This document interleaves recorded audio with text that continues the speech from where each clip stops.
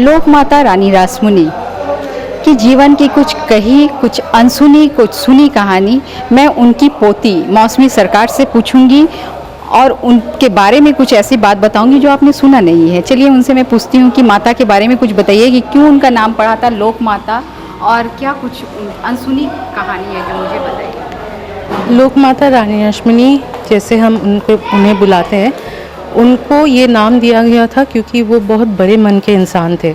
उनका शादी एक ज़मींदार फैमिली में हुआ था, लेकिन क्योंकि उन्होंने मतलब इतने बड़े मन के थे, लोगों के लिए जैसे किसानों के लिए या फिर कोई भी गरीब के लिए दान धन करना या फिर उन लोग का सेवा करना वो सबसे पहले मानते थे, जिसकी वजह से उन्हें ये नाम दिया गया था लोक माता रानी रासमुनी।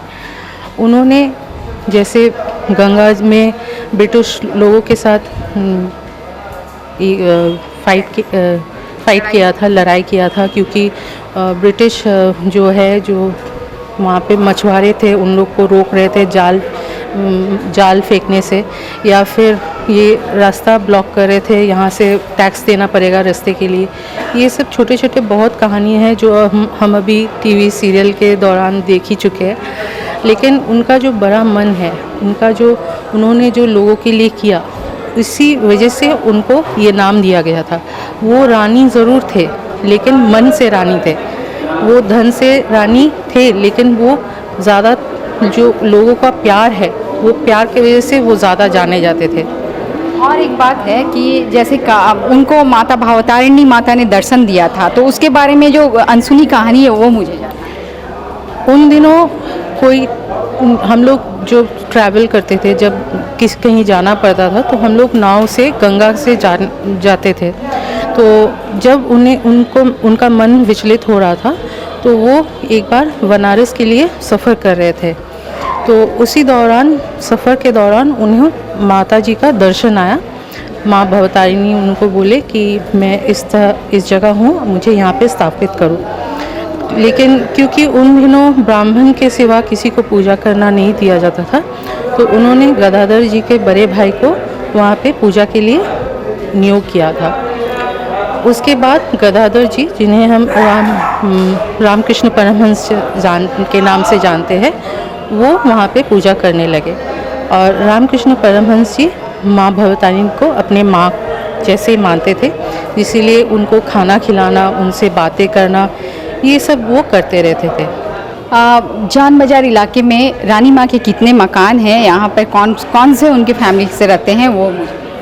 पहले तो एक ही मकान था जिसमें रानी माँ निवास करते थे, और बाकी अभी जो है यहाँ पे उनके बेटियों का और दामाद जो थे उनका फैमिलीज़ भी रहने लगे। यहाँ पे अभी जो मेन भवन है उसको अभी किसी और फैमिली मेंबर्स लोग रहते हैं। और ये जहाँ पे मैं अभी खड़ी हूँ, ये है उनका तीसरा जमाई मथुर विश्वास का फैमिली, और यहाँ पे और दो है चौधरी फैमिली और एक दास फैमिली। यहाँ पे तीनों जमाई का है, और थर्ड जो जमाई थे उनका थर्ड और लास्ट जो छोटे जो बेटी है उनसे शादी हुआ था। हमें कुछ हेल्प करे, क्योंकि ये जो सब हेरिटेज बिल्डिंग्स है, इनका मेंटेनेंस करना इतना आसान नहीं है, क्योंकि यहाँ पे अभी जो मतलब फैमिली जो एरियाज़ है, जो जितना बड़ा बड़ा फैमिलीज़ है, उनका अभी एट प्रेजेंट जो कॉस्टिंग है, इट्स नॉट मतलब उस हिसाब से नहीं हो पाता है। तो अगर गवर्नमेंट से हम लोग को हेल्प मिले तो ऑब्वियसली इट्स मोस्ट वेलकम।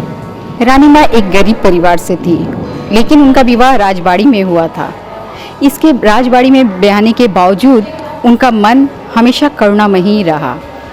उन्होंने जनहित में कई कार्य किए थे, जैसे कि मछुआरों का टैक्स माफ़ करवाना, बाबू घाट का निर्माण करवाना, क्योंकि लोगों को आने जाने में असुविधा होती थी घाट नहीं होने के कारण, तो बाबू घाट का निर्माण उन्होंने ही करवाया था। दक्षिणेश्वर मंदिर बनने के पीछे की कहानी यह है कि एक बार वो माता के दर्शन करने के लिए बनारस जा रही थी। उसी दौरान उन्हें भवतारिणी माता के दर्शन हुए थे, और माता ने दक्षिणेश्वर मंदिर के इलाके को बोध करते हुए ये कहा था कि मैं यहाँ हूँ, मेरी मंदिर यहाँ पे बनाई जाए। इसके बाद ही रानी माँ ने उत्तर कोलकाता के उस स्थान पर दक्षिणेश्वर मंदिर का निर्माण करवाया था। और तब से आज तक, हालांकि उन दिनों वहाँ मंदिर निर्माण के बाद उन्हें कई कठिनाइयाँ झेलनी पड़ी थी। उस वक्त उन्होंने पूजा के लिए रामकृष्ण परमहंस को वहाँ पे रखा था। वही थे कि माता की पूजा किया करते थे। उस समय उन्हें आसपास के लोगों का, स्थानीय लोगों का काफ़ी विरोध झेलना पड़ा था। लेकिन आज देखिए तो दक्षिणेश्वर मंदिर दर्शन के लिए लोग बहुत दूर दूर से आते हैं और इन नवरात्रि के दिनों तो वहाँ की बात ही निराली है। लोग हाथों में पूजा की थाली लिए हुए घंटों कतार में खड़े रहते हैं माता की पूजा करने के लिए। किसानों की मदद करना, उनकी जितनी भी महिमा के बारे में आपको बताऊंगी। उन्होंने इतने बड़े बड़े कार्य किए थे कि जिनके बारे में जितना कहा जाए वो कम है। और आज ये राजबाड़ी है, आज उनके लोग यहाँ, उनके भी माता के साथ साथ उनकी भी आज यहाँ पूजा होती है।